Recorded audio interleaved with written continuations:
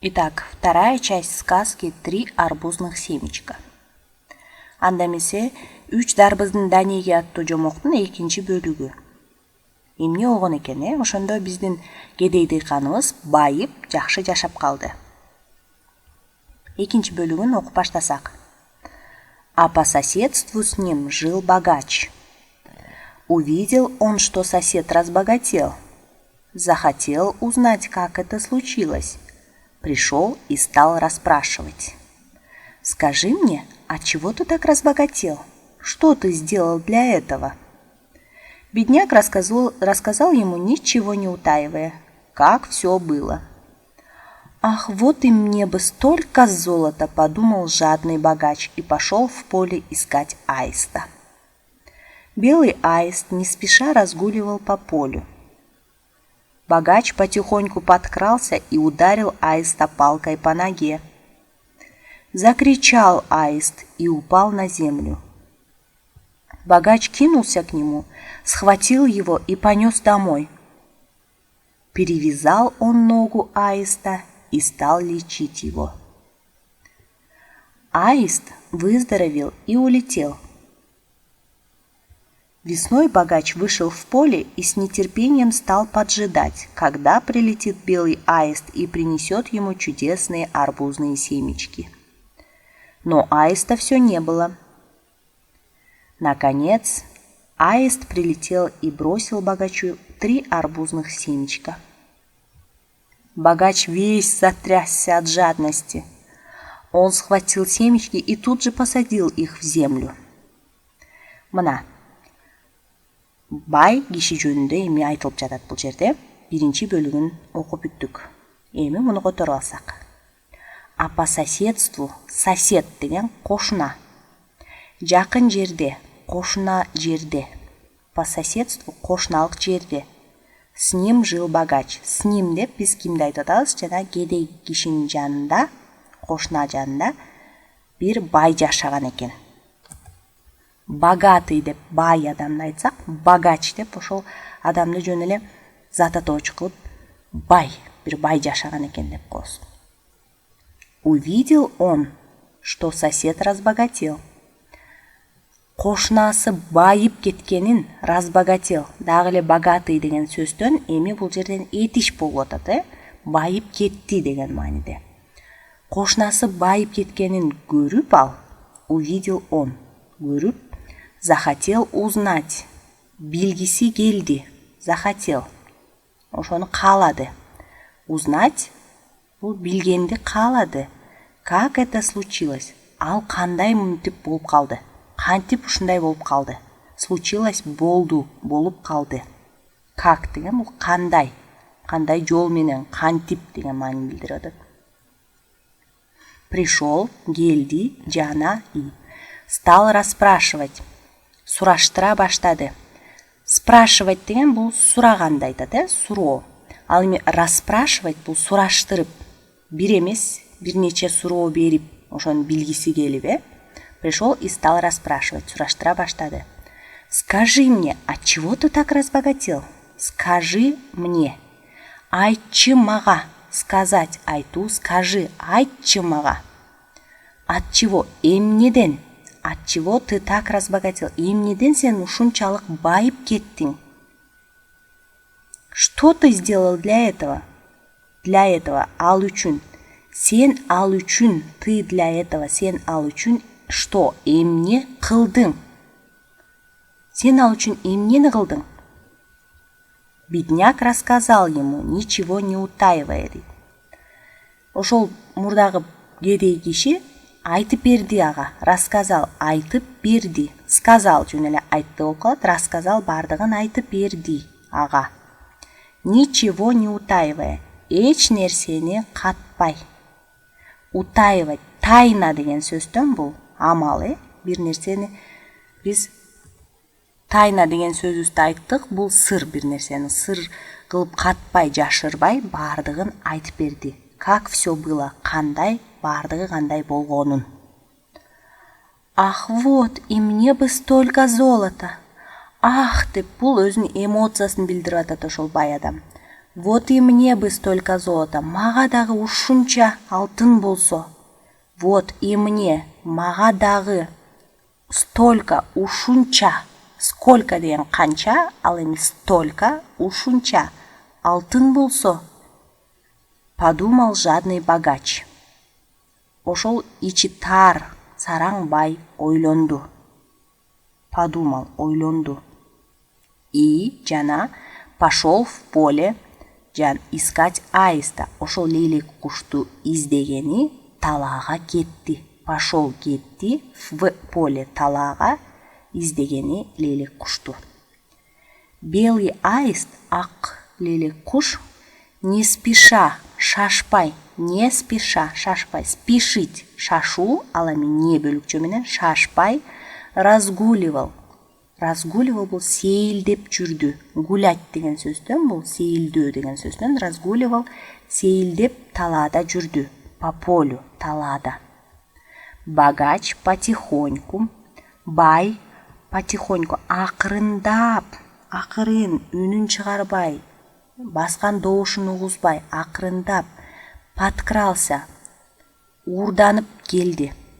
Акырындап, жашырынып бекинип келди деген мааниде, уурданып келди. Жана ударил аиста палкой по ноге. Жыгач таяк менен, келтек менен, палка. Келтек менен лейлек куштун бутуна бир чапты. Ударил, чапты. Кушту, аист лейлек кушту бутуна чапты. Закричал аист. Аист үнүн чыгарып бакырды. И упал на землю. Жана жерге кулап калды. Упал на землю, жерге. Богач кинулся к нему. Кинул деген сөз бул ыргытты деген сөз болот. Ал эми кинулся, ся мүчөсү кошулуп калганда баягы өзүн астыга таштап ыргытты деген мааниде чуркай жөнөдү. Бай ал көздөй к нему, ага ошол аист кушка чуркады. Схватил его, көтөрө чапты дагы и понес домой, үйүнө алып жөнөдү. Схватил деген бул жерден кандай айтсак болот? Бул грубыйраак, грубыйраак кармап, катуу жумалап аны кармап үйүнө көтөрүп жөнөдү. Перевязал он ногу аиста. Лейлек куштун бутун ал таңды дагы. Перевязал, вязать. Вязать деген бул түйүү деген мааниде, перевязка деп айтып коет. Бул перевязал медицинада термин болуп, бул бутун таңды. И стал лечить его. Жана аны дарылай баштады. Стал лечить, дарылап баштады.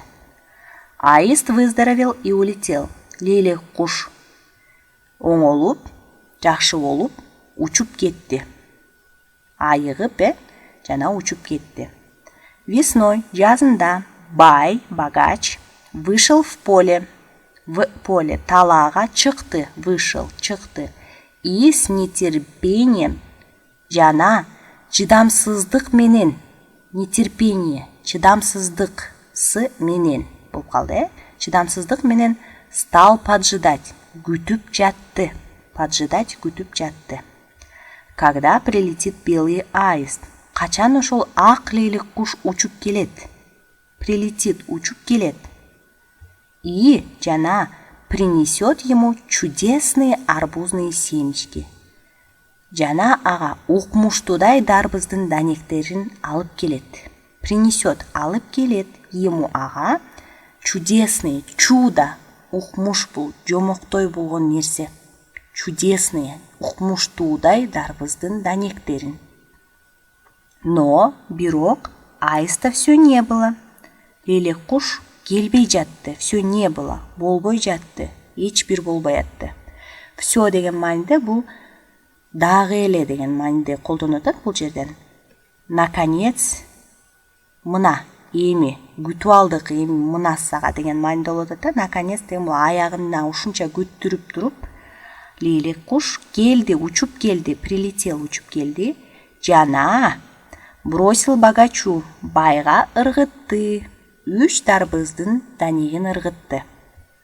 Богач весь затрясся от жадности дейт.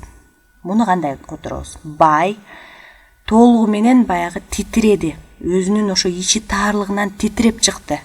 ошол баягы 3 данекти көргөндө. От жадности, жадность, ичи таарлык, сараңдыгынан затрясся, титиреди.